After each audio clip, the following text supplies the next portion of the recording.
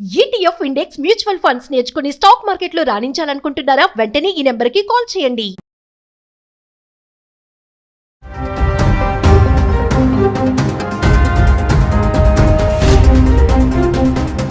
నమస్తే, welcome back to Suman TV. Present మనతో పాటు ఉన్నారు ఎనలిస్ట్ మందర్ కృష్ణారెడ్డి గారు. నమస్తే సార్. నమస్తే అమ్మా. సార్, అమెరికా అధ్యక్షుడు డొనాల్డ్ ట్రంప్ తీసుకునే నిర్ణయాలు ఏవైతే H1B వీసా మార్పులు ఉన్నాయో ఇంకా చాలానే చేశాడు. ఎప్పుడైతే అధికారంలోకి వచ్చాడో అప్పటి నుంచి ఈ రోజు వరకు ఎన్నో మార్పులు, చేంజెస్. మరి దీంతో మన భారతీయులు అమెరికా వెళ్ళడానికి కొంచెం వెనకడుగు వేస్తున్నారు అనుకోవచ్చు అంటారా? ఇదే టైంలో మరి వేరే దేశాలు మన వాళ్ళ టాలెంట్స్ని తీసుకొని మరి మా దేశాలకి రండి, మీ టాలెంట్స్ని మాకు ఇవ్వండి, మా దగ్గర ఉపయోగించుకోండి అని చెప్పేసి వాళ్ళు ఆహ్వానిస్తున్నట్టు మనం న్యూస్ చూస్తూనే ఉన్నాం. మరొకసారి వివరాలకు వెళ్తే సార్, ట్రంప్ తీసుకున్న నిర్ణయాల వల్ల ఒక రకంగా భారతీయులకి మేలు జరిగిందని కూడా చెప్పినా ఆశ్చర్యపడాల్సిన అవసరం లేదు. ఎస్, ఇది ఎలా అంటే మనం విశ్లేషించినప్పుడు ఇప్పటిదాకా డాలర్ డీల్స్లోనే బతుకుతోంది భారతదేశం. అంటే నేను చదువుకుంటే అమెరికాలో చదువుకుంటాను, అక్కడే ఉద్యోగం చేస్తాను, కోటు సంపాదిస్తాను, భారతదేశాన్ని పంపిస్తాను, ఇక్కడ నేను ఆస్తులు అవి కొనుక్కొని ఇక్కడ సెటిల్ అయ్యే అవకాశం ఉంది, లేదంటే అమెరికాలోనే ఆస్తులు కొనుక్కొని అక్కడే సెటిల్ అవుతాను, అవసరమైతే ఇక్కడే నేను రాజకీయాలు కూడా పోటీ చేసి నేను నిలబడగలిగే శక్తి సామర్థ్యాలు కూడా నాకు ఉన్నాయి. ఎందుకంటే అలాంటి అవకాశాలు కూడా అమెరికా కల్పించింది.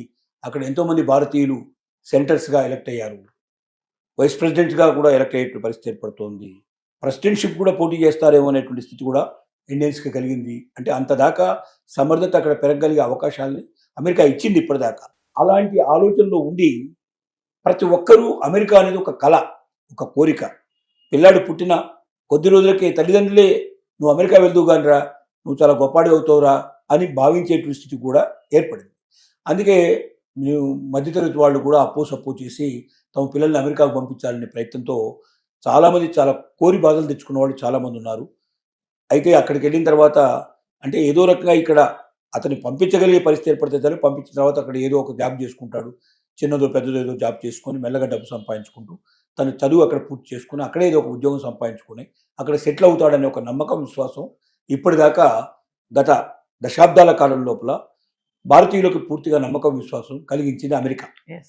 కానీ ట్రంప్ వచ్చిన తర్వాత ఏం చేశాడంటే దాన్ని మొత్తం రివర్స్ చేసేసి చదువుకునేటువంటి స్టూడెంట్స్ని వీలైనంత వరకు అక్కడ రాకుండా చేయడానికి సోషల్ మీడియా అనే పేరు పెట్టి ఆ సోషల్ మీడియాని కూడా అందరి వివరాలు తెలియజేయాలని, దాంట్లో ఏదో చిన్నదో పెద్దో ఏదో పట్టుకొని వాళ్ళని పూర్తిగా బ్యాన్ చేయడం కానీ, రానివ్వకుండా చేయడం కానీ, వీసాలు అసలు మంజూరు కాకుండా చేయడం, ఒకళ్ళు పొరపాటున అక్కడికి వెళ్ళిన తర్వాత కూడా అక్కడ క్యాంపస్ ఉద్యోగం కాకుండా బయట ఏదైనా ఉద్యోగం చేస్తే వెంటనే పట్టుకోవడం, అతన్ని బేడీలు వేసి తీసుకొచ్చి అమెరికాలో వదిలిపెట్టడం, ఇలాంటివన్నీ రకరకాల ప్రయత్నాలు చేయడం వల్ల చాలా మంది వెక్స్ అయిపోయినారు. అలాగే ఇక H1B వీసాకి $1,00,000 అనేటువంటిది ఒక పెద్ద ప్రకంపనను క్రియేట్ చేసింది. అది ముందుగానేమో ప్రతి సంవత్సరం కట్టాలని చెప్పి తర్వాత కంపెనీల ఒత్తిళ్లు రావడం వల్ల దాన్ని మార్చుకొని సంవత్సరానికి ఒకసారి కాకుండా జీవితానికి అంతా కలిపి ఒకసారి రెండుగా పెట్టాడు.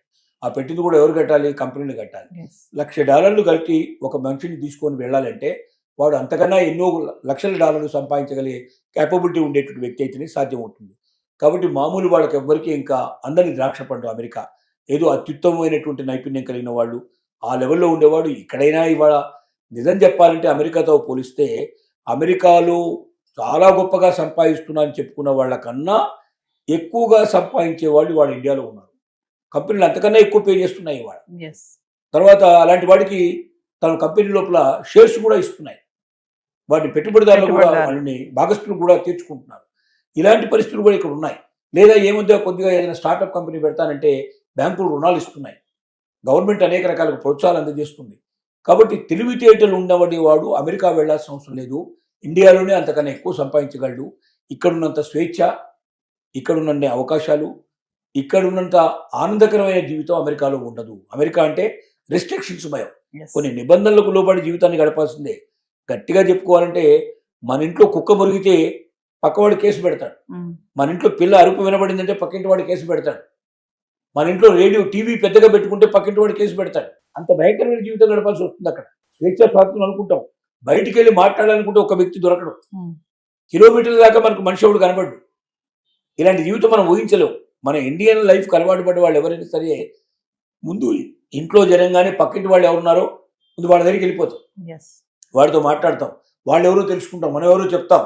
ఇలాంటి ఒక జీవితానికి అలవాటు బట్టి మనం ఆ రిస్ట్రిక్షన్ నిబంధనలో పట్టడం కష్టం. ఇప్పుడు ట్రంప్ తీసుకున్న నిర్ణయాల వల్ల జరిగింది ఏమిటంటే అక్కడికి వెళ్ళే స్టూడెంట్స్ సంఖ్య గణనీయంగా తగ్గిపోతుంది. ఒకటి, ఎంక్వైరీ చేయడం, అమెరికాలో ఏమేమి చదువులు ఉన్నాయని ఎంక్వైరీ చేసే వాళ్ళ సంఖ్య 46.4% తగ్గిపోయినట్టుగా లెక్కలు వస్తున్నాయి. అలాగే కెనడాకైతే 76% ఎంక్వైరీ చేసేవాళ్ళు తగ్గిపోయినారు. అంటే కెనడా వాళ్ళు కూడా ఇలాంటి కొన్ని రిస్ట్రిక్షన్ పెట్టారు. అమెరికా పక్కనే ఉంటుంది కాబట్టి Yes. అనుకునే కెనడా కూడా అమెరికాను చూసి కొన్ని నిబంధనలు పెట్టింది. దానివల్ల ఇప్పుడు కెనడాని అమెరికా రెండింటి కూడా దూరం చేసుకొని సిద్ధపడుతున్నారు. అయితే ఇదే సమయంలో ఇతర దేశాలు ఏవైతే ఉన్నాయో, ముఖ్యంగా యూరప్ దేశాలు మనల్ని ఆహ్వానించి రెడ్ కార్పెట్ పంచడానికి సిద్ధంగా ఉన్నాయి. ఇండియన్ టాలెంట్ వాళ్ళకి బాగా తెలుసు. అమెరికా ఇవాళ ఇంత డెవలప్ అయిందంటే దాంట్లో ఇండియన్స్ యొక్క పాత్ర చాలా ఎక్కువ. డెఫినెట్గా మనం గుండెల మీద చేసుకొని చెప్పొచ్చు, అమెరికా అభివృద్ధిలో భారతీయ సైంటిస్టులు, భారతీయ ఉద్యోగస్తుల యొక్క పాత్ర చాలా ఎక్కువ. వాళ్ళంత అభివృద్ధి చెందారంటే, వాళ్ళ టెక్నాలజీ అంత డెవలప్ అయిందంటే మన వాళ్ళు లేకపోతే అది సాధ్యమయ్యే పని కాదు. Yes. అందుకే అమెరికాలో ఉండేటువంటి అనేక టెక్ కంపెనీలు ఇవాళ భారతదేశం నుంచి వెళ్ళినటువంటి ఉద్యోగస్తులకి అక్కడ వాళ్ళని సీఈఓలుగా ప్రకటించింది. ఇంత అమెరికా లోపల ఇవాళ ట్రంప్ తీసుకొస్తున్న విధానాల్లో కూడా ఇంకా రోజు రోజుకి సీఈఓలు కొత్తగా ఇండియన్స్నే పెట్టుకుంటున్నారు, కానీ అక్కడ ఉండే వాళ్ళని కాకుండా అమెరికన్స్ని ఎవరు పెట్టగా అపాయింట్ చేసుకొని సిద్ధపడలేవు. కారణం ఏంటంటే అమెరికాలో ఉండే వాళ్ళకి టెక్నాలజీ తెలవడం చాలా తక్కువ మంది అక్కడ తెలిసిన వాళ్ళు. రెండోది ఏంటంటే వాళ్ళు రిస్ట్రిక్టెడ్ టైం పనిచేస్తారు. నేను Yes. కరెక్ట్గా 10 to 5 అంటే 10 to 5 అంతే. 5 o'clock తర్వాత ఒక్క సెకండ్ కూడా ఆగరు వాళ్ళు. 10 o'clock లోపల ఒక్క సెకండ్ కూడా వాళ్ళు 10 o'clock పర్ఫెక్ట్గా అక్కడ ఉంటారు. 5 o'clock వెళ్ళిపోతారు. మన ఇండియన్స్ అట్లా కాదు. అవసరమైతే పని ఉందంటే రాత్రంతా కూర్చొని కూడా పని చేసి పూర్తి చేస్తారు. సెలవులు కూడా వదులుకొని ఉండడానికి సిద్ధపడతారు. అంటే ఇక్కడ ఉన్నటువంటి దానికి ఒక కమిటెడ్గా ఉండేటువంటి ఎంప్లాయీస్ని ఇష్టపడేటువంటి విధానం. అందుకే ఇండియన్స్కి పెద్దపీట వేశారు. 75,000 ఉద్యోగాలు ప్రతి సంవత్సరం కూడా రిలీజ్ అవుతుంటే దాంట్లో 71% ఇండియన్స్కే అవకాశం కల్పించారు. Yes. కానీ ఇప్పుడు పరిస్థితులు మారిపోయినాయి. ట్రంప్ తీసుకొచ్చిన నిర్ణయాల్లో 2 జరగబోతున్నాయి. ఒకటి ఏంటంటే భారతదేశానికి తిరిగి వచ్చి ఇక్కడ తమకున్నటువంటి శక్తి సామర్థ్యాన్ని పెట్టుకొని తమే కంపెనీలు స్టార్ట్ చేసి తాము బతకడం, తాము గొప్పగా జీవించడమే కాకుండా ఇక్కడ ఉన్న వాళ్ళకి ఉద్యోగం కల్పించేటువంటి పరిస్థితి ఒకటి. చాలామంది ఆ నిర్ణయాలు తీసుకోబోతున్నారు. ఎందుకంటే ఇక్కడ ఏదో మనం అమెరికా లోపల బానిస బతుకు బతికేదానికన్నా ఇండియాకు వెళ్ళి స్వతంత్రమైన జీవితం గడపచ్చు. నేను పుట్టిన దేశం, నా దేశానికి నేను సేవ చేసే ఒక గొప్ప అవకాశం ఇప్పుడు నాకు కలిగింది. ఇప్పటికి నా కళ్ళు తెరిపించబడ్డాయి. ఇప్పుడు నా దగ్గర కొంత ఇన్వెస్ట్మెంట్ ఉంది. ఈ ఇన్వెస్ట్మెంట్ తోటి నేను ఇండియాకి వెళ్ళిపోయి అక్కడ నేను కంపెనీ ఓపెన్ చేసి నాకున్నటువంటి మేధస్సుతోటి అక్కడ ఇంకా ఇంతమంది మేధావులు కావాలంటే ఎంతమందిని దొరుకుతారు. అమెరికాలో ఇచ్చేటువంటి ఈ ఉద్యోగం ఏదైతే మనం జీతం ఇస్తున్నామో అందులో 10% 20% ఇస్తే కూడా అక్కడ దొరికే వాళ్ళు ఉన్నారు. Yes. ఇంతకన్నా మంచి మేధావులు దొరుకుతారు అక్కడ. కాబట్టి వీళ్ళని పెట్టుకొని అవసరమైతే అమెరికా లాంటి దేశాలు, మిగతా దేశాలకు కూడా కావాల్సిన ప్రోడక్ట్స్ మనం ఇవ్వచ్చు, సర్వీసెస్ మనం ఇవ్వచ్చు. అక్కడి నుంచి అవుట్ సోర్సింగ్ లోపల మనం ఇక్కడ కంపెనీలకు మనం సర్వీస్ చేయొచ్చు. మనం అనవసరంగా అమెరికాలో ఉంటాం వేస్ట్. రోజు రోజుకు నిబంధనలు మారిపోతున్నాయి. ఎప్పుడు ఏ క్షణం నిర్ణయం తీసుకుంటారో తెలియదు. ఈవెన్ అక్కడ వాళ్ళు గ్రీన్ కార్డు కలిగి ఉన్నప్పటికీ, అక్కడ సిటిజన్స్గా గుర్తించబడ్డప్పటికీ ఏ క్షణంలో వాళ్ళ గ్రీన్ కార్డు ఊడిపోతుందో, ఎప్పుడు సిటిజన్షిప్ పోతుందో తెలియనటువంటి భయంగా ఒక దొంగల్లాగా బతికేటువంటి బతుకు కన్నా స్వతంత్రమైన జీవితం గడుపుతూ నా మాతృదేశానికి నేను తిరిగి వచ్చి నిర్ణయిస్తాను చాలామంది ముందుకు వస్తున్నారు. దానికి తోడుగా ఇవాళ ముఖ్యంగా అక్కడున్న జర్మనీ దేశం చాలా గొప్ప అవకాశాలు కల్పిస్తోంది. 2 లక్షల ఉద్యోగాలు భారతీయుల కోసం ఎదురు చూసేటువంటి పరిస్థితి తీసుకొచ్చింది. తర్వాత వీసా నిబంధనలు చాలా సులభతరం తీసింది. కొత్తగా నియమించబడ్డటువంటి ఎవరైతే రాయబారి ఉన్నారో భారతదేశానికి, మనకు అక్కడి నుంచి రాయబారి ఎవరైతే వచ్చారో ఆయన జర్మనీ రాయబారి ఏం చెప్తున్నాడంటే, భారతీయులరా మీకు మేము ఆహ్వానం పలుకుతున్నాము. స్టూడెంట్స్ ఎవరైనా ఇక్కడ చదువుకోదలుచుకుంటే మీకు అవకాశం కల్పిస్తాము. మీరు ఎంత చదువైనా చదువుకోవచ్చు. చాలా తక్కువ ఖర్చులో మీరు ఇక్కడ పూర్తి చేసే అవకాశం ఉంది. గొప్ప గొప్ప ఎడ్యుకేషన్ మీకు దొరుకుతుంది. రెండోది ఏంటి, మీకు ఉద్యోగాలు ఇక్కడ ఖాయంగా దొరుకుతాయి. ఇక్కడే చదువుకొని ఇక్కడ ఉద్యోగాలు చేసుకునే అవకాశాలు మీకు ఉన్నాయి. భారతీయ టాలెంట్ మీద మాకు నమ్మకం ఉంది. అమెరికా ఇవాళ ఎంత గొప్పదైందంటే దానికి భారతీయుల ఒక శక్తి సామర్థ్యాలు కూడా ఒక రకమైన కారణం. అలాంటి శక్తి సామర్థ్యాలు మాకు కావాలి. అమెరికా మిమ్మల్ని వదులుకుంటుంది, కానీ మేము మిమ్మల్ని ఆహ్వానిస్తున్నాం. మీరు రండి, మా దేశం లోపలికి వచ్చి మీరు ఉద్యోగాల్లో జాయిన్ కండి. మీ టాలెంట్ మాకు చూపించండి. మీ టాలెంట్తో మా దేశాన్ని ఇంకా అగ్రదేశంగా మార్చడానికి ప్రయత్నం చేయండి. మేము మిమ్మల్ని ఆహ్వానిస్తున్నామని చేయి జాపి ఆహ్వానిస్తుంది. స్టూడెంట్స్ అక్కడ పెరిగిపోయే అవకాశాలు ఉన్నాయి బాగా. దాంతోపాటుగా ఉద్యోగస్తులు కూడా పెరిగిపోయే అవకాశం ఉంది. అదొకటే కాదు, యూరోప్ దేశాలన్నీ ఆ రకంగానే అనేక రకాల యుద్ధ నిబంధనలు కూడా సడలించి చాలా తక్కువ ఇంత ముందు కన్నా ఫీజు తగ్గించేసి భారతీయులు ఆహ్వానించడానికి ప్రయత్నం చేస్తున్నాయి. కాబట్టి దీనివల్ల ఏమవుతుందంటే అమెరికాకి బుద్ధి వచ్చే అవకాశం ఉంది.